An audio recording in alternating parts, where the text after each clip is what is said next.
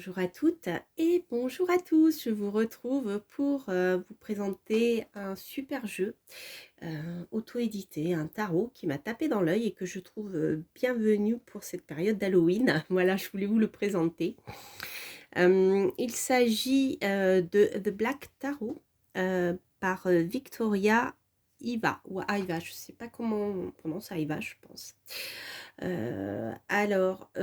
C'est un super jeu et comme son nom l'indique, il est très noir. C'est pour ça que je le trouve particulièrement adapté à cette période. Il n'est pas forcément noir, noir glauque, mais il y a un petit quelque chose que je trouve très bien pour cette période sombre dans laquelle nous rentrons et voilà, je suis très contente de vous le présenter. Alors, il a un peu subi des dommages, pas les cartes, mais l'emballage, parce que il n'était pas très bien emballé. Alors ça, c'est un peu ennuyeux, mais sinon, voilà. Le jeu est parfait. Donc, c'est Dabrite. Vous pouvez le trouver sur son site internet. Alors, j'aime beaucoup. Vous allez comprendre pourquoi. Hop, voilà, c'est donc une boîte qui n'est pas très solide, hein. Voilà. Vous pouvez tout à fait après choisir un pochon ou une autre boîte. Je ne sais pas si je le mets là, si vous le verrez. Ouais. Et là, hop. Non, on va le mettre là. Voilà, avec les sorcières, ça ira bien. Voilà, alors, donc c'est un oracle, un tarot, pardon. Pas un oracle, c'est un tarot qui est inspiré du Rider-Waite Smith. Donc pas de tarot de Marseille, mais Rider.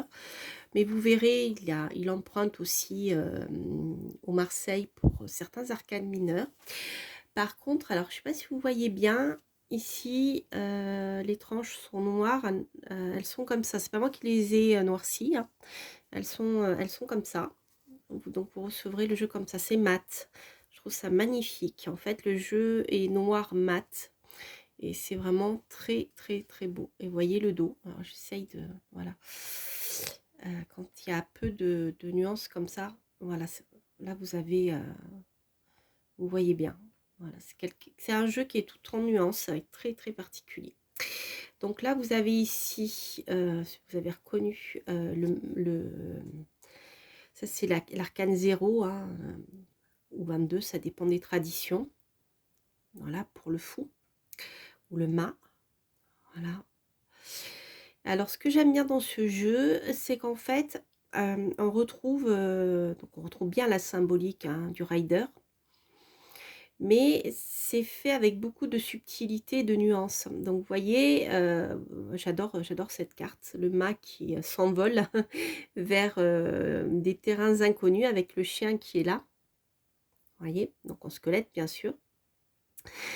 Et alors, je ne sais pas si vous voyez, ouais, je pense que vous voyez bien ici. Moi, j'ai l'impression, il y a beaucoup de tâches en fait. Vous voyez, le graphiste a travaillé avec, je pense, c'est en travaillant avec de l'huile, soit différentes peintures, soit un mélange d'huile et sec en fait. Si vous mettez de la peinture sèche dans de la peinture à l'huile ou dans un mélange voilà, qui est huileux, vous obtenez ce genre de choses. Ça fait penser aussi aux anciens papiers que l'on crée pour relier les livres, que je vous ai montré d'ailleurs dans une review de Papus, vous verrez, d'Alliance Magique. Voilà, donc là, il y a tout un jeu qui est fait à travers ces tâches. Et là, moi, je vois un dragon. Voilà, vous voyez, il y a quelque chose de très onirique dans l'histoire. Alors, je vais vous parler du livret qui est très intéressant. Parce que donc les cartes sont de très bonne qualité, elles sont souples mais elles sont de bonne qualité épaisse, donc elles sont mates, ça je vous l'ai dit. Et le livret est, je trouve, très bien fait, même pour les débutants. Alors il est en anglais, hein, voilà. Donc vous avez quelques tirages, mais voilà, tirage en 3 cartes ou à une carte. Mais je trouve que voilà, c'est pour des débutants, c'est très bien fait. Par exemple, vous avez ici pour chaque carte, je ne sais pas si vous voyez bien ici. Vous avez donc la signification générale hein, du fou. Ensuite, vous avez l'explication symbolique de son travail. Vous avez la signification à l'endroit et la signification à l'envers, ou en positif ou en négatif. Voilà. Donc, je trouve que c'est pas mal. Donc, par exemple, pour la carte droite, vous avez l'optimisme, un voyage sans destination, de nouveaux départs, la curiosité potentielle. On est vraiment dans l'esprit d'humain et du fou. C'est tout à fait ça. Et à l'envers, on a bien la folie, l'ignorance, gullibility, je ne sais pas ce que ça veut dire. Voilà, ensuite vous avez bien le magicien, etc. etc. Voilà. Donc on est dans cette ambiance sombre, mais vous voyez que des fois on a des jeux qui s'éloignent vraiment de la signification de base. Et là, je trouve que c'est pas le cas, donc c'est vraiment bien. Ouais, et après les arcanes mineurs, je vous avais pas montré en fait. Les arcanes mineurs sont comme ceci. Vous avez la signification, la même signification, mais vous voyez, c'est beaucoup moins détaillé parce que là, l'auteur n'a pas donné d'explication. Vous avez que les arcanes majeurs avec les détails du symbolisme de la... Ah ben si, il l'a mis, pardon. Voilà. Simplement, c'est plus petit, c'est plus succinct. Voilà, voilà, voilà. Donc, je vous mettrai le lien, bien sûr. Je crois que je l'ai acheté sur Etsy. Voilà. Donc, voilà, la base, c'est bien sur les clés des images, en fait. Hein, le symbolisme des images du tarot qui a été défini par, selon Arthur Edward Waite. Voilà, voilà, voilà, les amis. Alors, je vais vous montrer quelques cartes. Je ne vais pas tout vous montrer parce que je voudrais vous faire un petit tirage. Mais bon, en même temps, c'est un tarot nouveau, alors bon.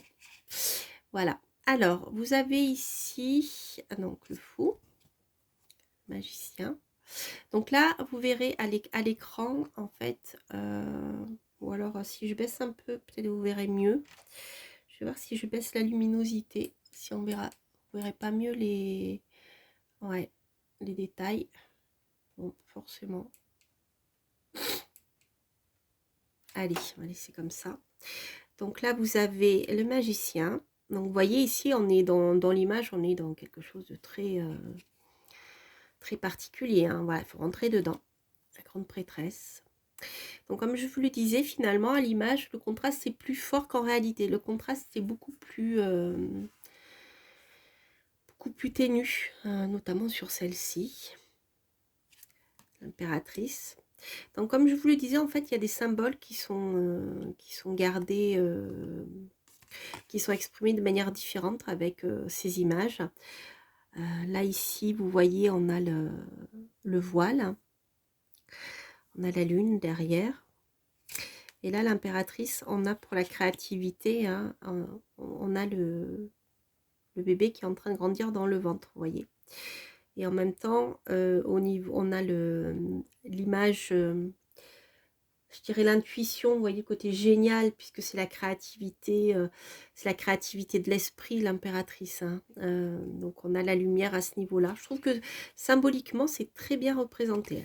Après, c'est particulier, voilà, il faut aimer, moi j'adore. Alors, vous avez l'empereur aussi, où là, on voit qu'il est assis, mais qu'il a une jambe pliée. Donc, c'est très, très, très, très subtil. Le hiérophante. Celui-ci, moi, il me parle un peu moins. Les amoureux. Ça, c'est mon préféré. Là, c'est le chariot, je trouve, mais alors, d'une force. Je crois que c'est cette carte qui m'a fait pencher pour acheter ce jeu. Qu'il est vraiment génial. La force.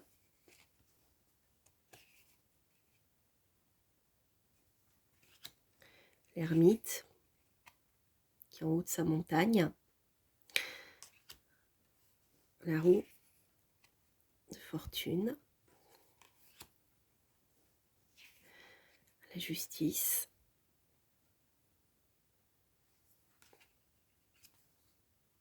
Donc tout le symbolisme est expliqué, hein. Là, on a le côté, je ne sais pas si vous voyez bien, on a une balance en fait, hein, avec la lumière et le sombre.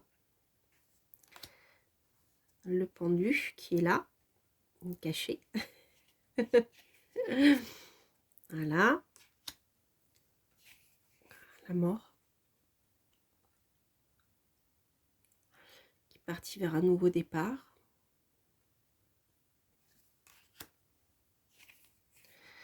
Tempérance.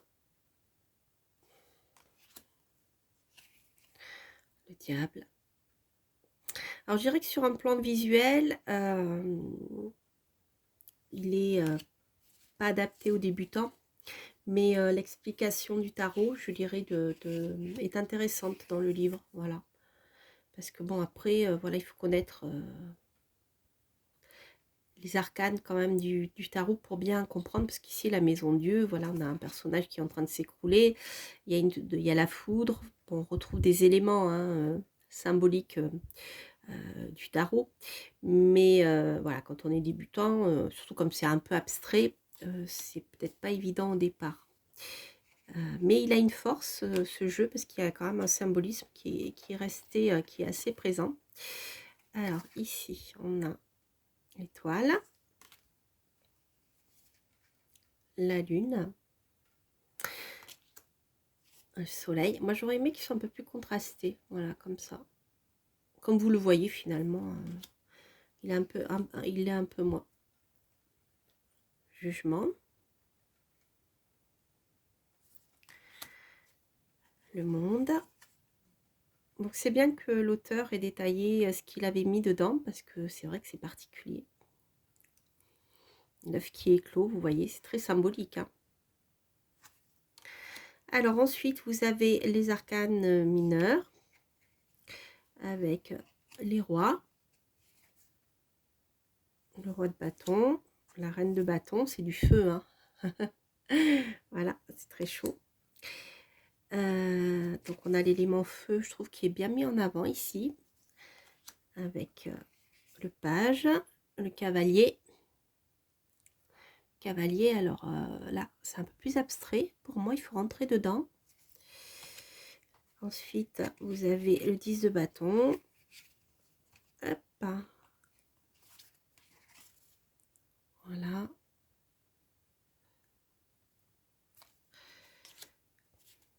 Le 9.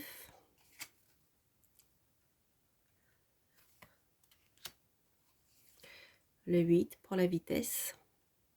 Je le trouve très bien fait celui-ci. Le 7.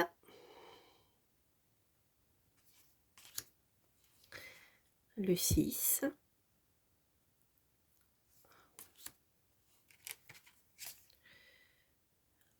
Le 5.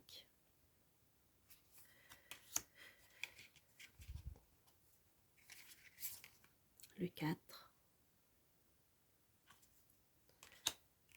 C'est intéressant au niveau de l'évolution. Le 3.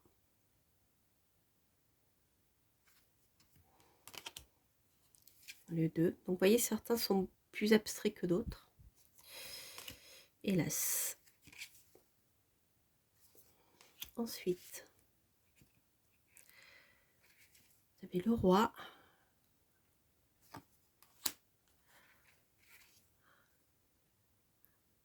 La reine.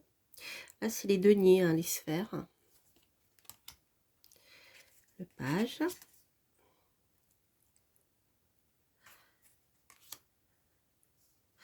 Le cavalier. Hop. Le 10.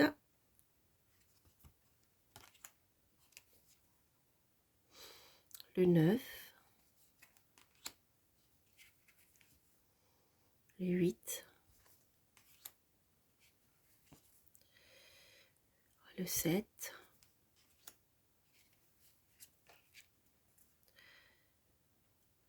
Le 6.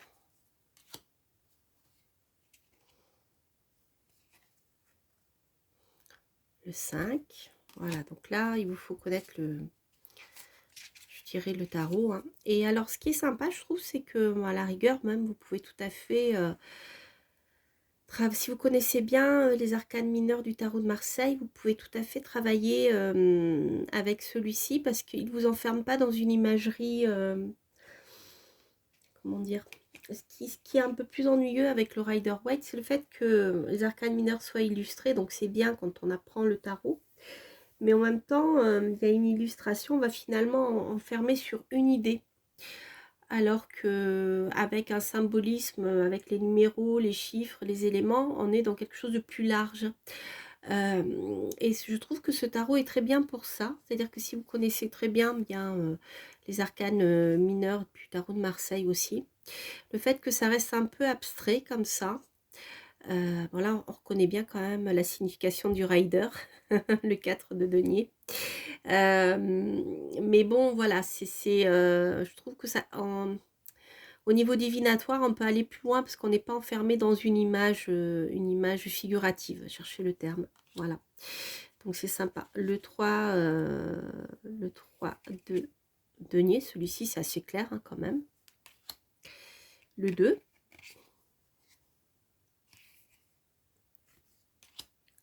L'As. Voilà.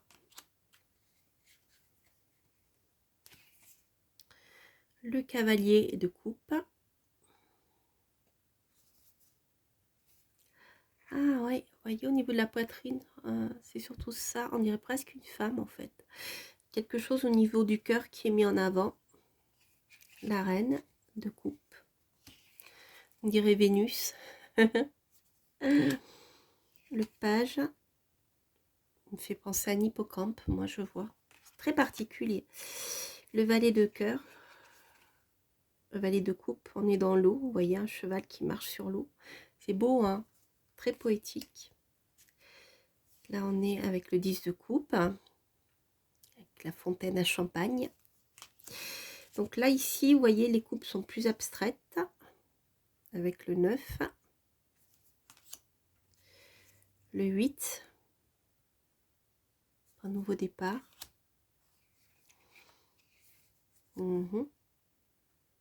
Intéressant, je trouve.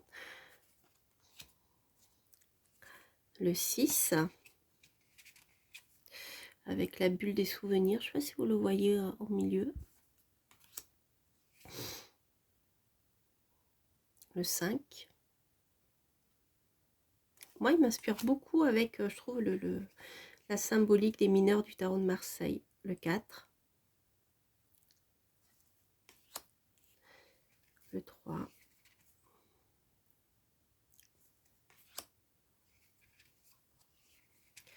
Le 2, la rencontre.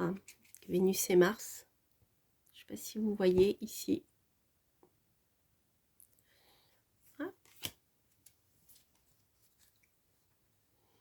L'As de coupe. Le roi d'épée. La reine d'épée. Le page d'épée.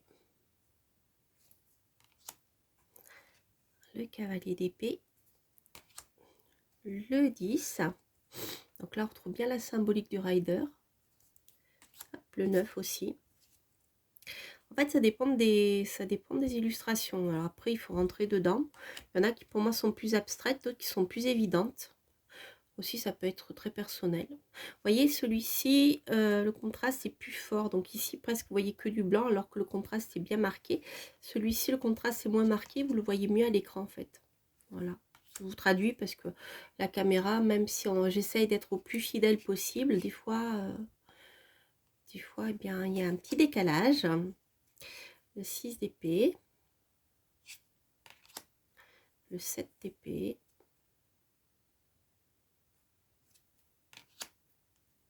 Le 4.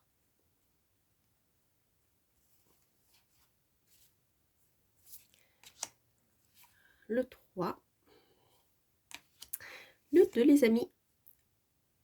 Et le 1. Voilà, l'As d'épée. Voilà, voilà, voilà. Alors, il me reste un petit peu de temps pour faire un tirage. Je vais tirer juste une carte, en fait. Puis je vais lire, enfin, je vais essayer de traduire hein, ce que l'auteur a voulu mettre dedans. Je ne vais pas vous faire un tirage de tarot ici, hein, mais voilà, moi je vais vous lire ce que l'auteur a écrit dans son jeu, de manière à ce que, voilà, vous voyez comment, ce que vous pouvez trouver dans le livre. Donc ce que je vais faire, donc ici vous avez deux choix. Vous avez l'alarme d'Apache, voilà, et la cornaline. Voilà. Donc, pour ce, vous pouvez tout à fait poser une question par pierre, ou simplement choisir une pierre et poser votre question. Voilà. Alors, on va faire, on va tirer une première carte.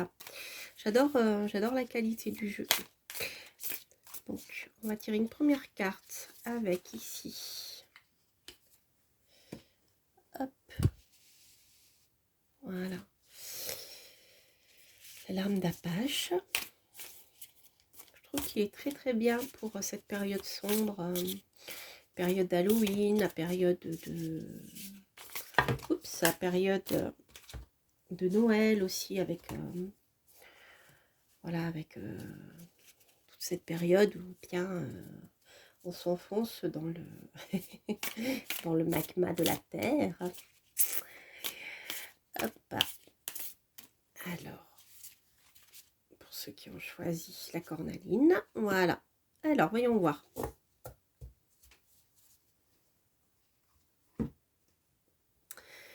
Donc, pour ceux qui ont choisi l'alarme d'Apache, vous avez ici... Ah, l'ermite. Ça tombe bien, les amis, dites donc. Voilà, bien écoutez, avec la carte de l'ermite, déjà, vous avez un lien très fort avec le fait de...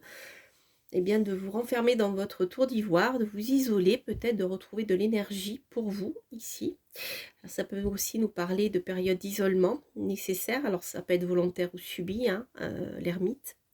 Mais sachez en tout cas que c'est une carte qui est très positive si vous souhaitez vous ressourcer, si vous souhaitez approfondir vos connaissances, vos études ésotériques. C'est une très très belle carte, finalement, qui tombe à poil, j'y arrivais, à point pour la saison. Voilà, alors on va voir ce que l'auteur a mis sur la carte de l'ermite.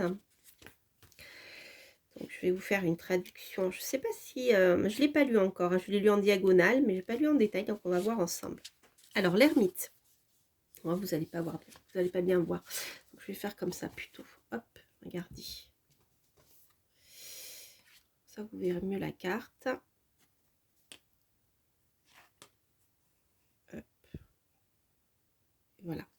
Alors, l'ermite représente notre recherche individuelle pour notre personnalité, notre vérité personnelle, dans un monde où il y a plusieurs vérités, en fait, hein, c'est ça. Il n'y a pas une seule vérité unique, mais ici, elle nous parle, hop, de notre vérité personnelle, hein, de notre centre, en fait.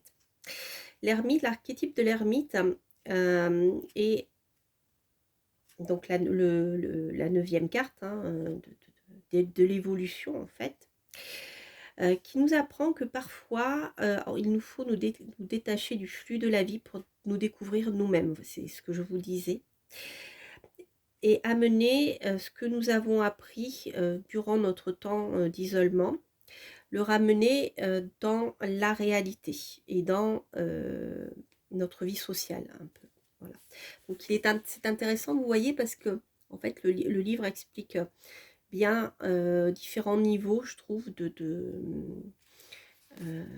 du tarot, puisque le tarot est aussi une approche ésotérique du monde. Donc elle fait réfléchir sur pas mal de choses aussi sur le plan spirituel, et je trouve que voilà, c'est bien expliqué ici. Alors ici l'auteur donc nous explique que une grande figure a monté au sommet d'une lumière, de la lumière de la vérité, et elle est arrivée par elle-même, en fait. Elle est arrivée à cette lumière intérieure par elle-même, par son travail personnel. Voilà. Donc, il y a quelque chose de très, très ésotérique. Donc, à l'endroit, bien sûr, on a introspection, découverte, sagesse, recherche de la vérité intérieure et prendre du temps loin de la société. On est vraiment dans cette énergie-là. Donc à l'envers, on est plutôt dans la solitude subie, le fait de s'échapper, la dépression et le fait d'être hors système. Voilà. Donc voilà ce que nous dit le petit livre. Je trouve qu'il est vraiment, voilà, il est très bien. Vraiment, je trouve super, super bien fait. Voilà, donc là c'était pour ceux qui avaient choisi la larme d'Apache. Alors peut-être qu'il y a une tristesse, puisque la larme d'Apache est une pierre qui s'appelle comme ceci, qui serait née. Donc la légende dit que c'est les femmes des Apaches qui, par leur tristesse, leurs pleurs, lorsque leur mari partait à la guerre, se retrouvaient, voilà, ces larmes se sont manifestées, concrétisées sur le plan terrestre par ces pierres qui sont des larmes d'Apache. Donc ceux qui sont appelés larmes d'Apache. Je vous dirai d'ailleurs le terme exact. Si vous le connaissez, n'hésitez pas à le partager. Donc elles sont très légères, on dirait presque des pierres de lave, tellement elles sont légères ces pierres. Et je ne sais pas si vous voyez bien, elles sont pas lisses. Voilà. Donc voilà, si vous êtes triste, si vous n'êtes pas bien, si vous vous sentez mal, eh bien c'est peut-être le bon moment pour vous de prendre le temps de vous isoler à la recherche de votre vérité intérieure. Ça vous aidera à aller de l'avant et de revenir bien chargé, bien boosté pour savoir dans quelle direction vous pouvez partir. Voilà. Donc ça, c'était pour le premier tirage. Alors, pour le second tirage, pour ceux qui ont choisi ici la cornaline, nous avons... Ah bah, elles sont complémentaires, n'est-ce pas? Vous avez le mât, le fou. Alors, le fou est intéressant, puisqu'ici, il va nous parler de nouveaux départs. Alors, le fou ne part pas à l'aventure comme ça, il part avec son baluchon. Donc ici, on ne le voit pas sur cette illustration, bien sûr, mais dans la signification, la symbolique du tarot, le fou, le mât, donc part sur un nouveau chemin initiatique. Il est poussé aussi par l'énergie de cette entité, on dirait. Mais il part avec son baluchon, avec ses acquis pour dans une nouvelle direction. Il ne part pas sans rien. Donc là, le fou nous parle d'un nouveau chemin d'initié qui vous permet d'avancer sur votre chemin avec beaucoup de créativité, avec beaucoup d'énergie. Le fou est plein de créativité et plein d'énergie, comme d'ailleurs la cornaline. Hein. La cornaline, c'est une pierre jaune, c'est une pierre, enfin jaune, c'est une pierre orange, c'est la pierre du chakra sacré, c'est la pierre qui va vous booster, hein, qui va vous donner beaucoup d'énergie et de créativité. C'est la couleur orange, est une couleur de créativité très très forte, très puissante. Donc c'est un peu une nouvelle jeunesse, je dirais, là, avec le fou. Hein. Alors on va voir ce que l'auteur nous dit. Alors, signification. Le fou représente une étape vers la foi, le début et la fin du voyage des arcanes majeurs que nous traversons dans votre vie. Nous sommes le fou. Avant, le fou, l'archétype du fou va nous parler de curiosité, d'ouverture d'esprit, de se laisser aller, se laisser aller avec le flot de la vie. Bien, je trouve que cette carte est très bien, l'illustre très bien. Voilà, le fou se laisse porter par le flot de la vie. Il est en équilibre instable, là on ne sait pas trop où il va. Et je trouve que c'est bien expliqué. L'énergie de la danse représente le fou. Ce que représente que le fou est libre, il ne fait pas attention. Carefree, c'est sans précaution, voilà. Il y a quelque chose d'exubérant et de partir un peu à l'aventure sans faire trop attention. C'est-à-dire on y va, on est parti, on ne sait pas où, mais enfin si on peut savoir où, mais il y a cette part d'incertitude, d'accord, lorsqu'on part vers un nouveau départ. C'est très intéressant, je trouve. Alors bien sûr, à l'endroit, elle va nous parler d'optimisme, de voyage sans destination, de nouveaux départs, de curiosité, de plein potentiel. Et à l'envers, ce qui n'est pas le cas ici, hein, on parle de folie et d'ignorance. Voilà. Donc là, de folie, etc., ce genre de choses. Voilà. Donc là, c'est une carte très positive. C'est marrant qui suit, je trouve, la période de l'ermite. parce que même, je veux dire, pour ceux qui auraient choisi les deux pierres, pour moi ici c'est assez parlant. Enfin moi ce tirage me parle beaucoup, puisqu'ici on a, hop, je vais mettre comme ça. Pour moi ici ces deux cartes se suivent admirablement, puisqu'ici on a, avec la larme d'Apache, on a la phase de tristesse, de deuil un peu, qui va nécessiter de plonger en soi, de s'isoler pour pouvoir renaître. C'est quand même l'arcane numéro 9. L'ermite n'est pas rattaché à l'arcane numéro 9 pour rien, puisque c'est les 9 mois de gestation. Donc c'est une période de gestation par laquelle vous devrez passer après avoir, je dirais, peut-être pleuré un peu sur votre sort. Voilà, peut-être si vous avez vécu des choses difficiles. Mais isolez-vous, prenez le temps de vous recentrer en vous-même pour savoir ce que vous souhaitez vraiment. Et une fois que vous aurez pu retrouver cette énergie et être rené de l'intérieur, on peut le voir comme ça, hein, là, vous allez pouvoir partir vers de nouvelles aventures avec beaucoup de créativité et avec beaucoup d'énergie, voyez. Et je trouve que c'est extrêmement parlant. Voilà. Voilà, j'ai un peu débordé le cadre du tirage des deux pierres, mais je trouve que elles sont très parlantes et elles se suivent vraiment énormément. Vous voyez, on voit là cette phase à la fois d'isolement, mais qui vous a permis de vous reconnecter à votre lumière intérieure. Et ensuite, ici, de partir avec plein de folie, vers de nouvelles aventures. Hein, c'est vraiment très parlant. Voilà, chers amis, bien écoutez, j'espère que ce tarot vous aura plu.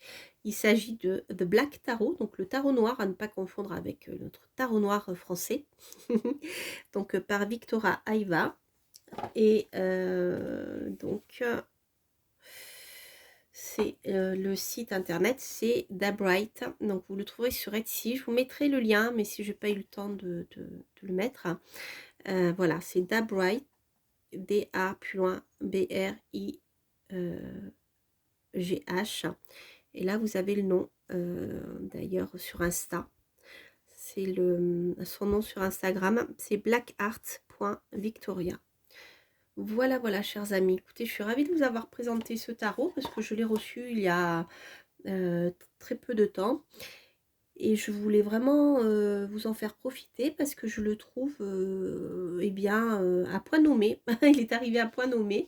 Et moi, il me parle vraiment. Et en fait, je le découvre avec vous.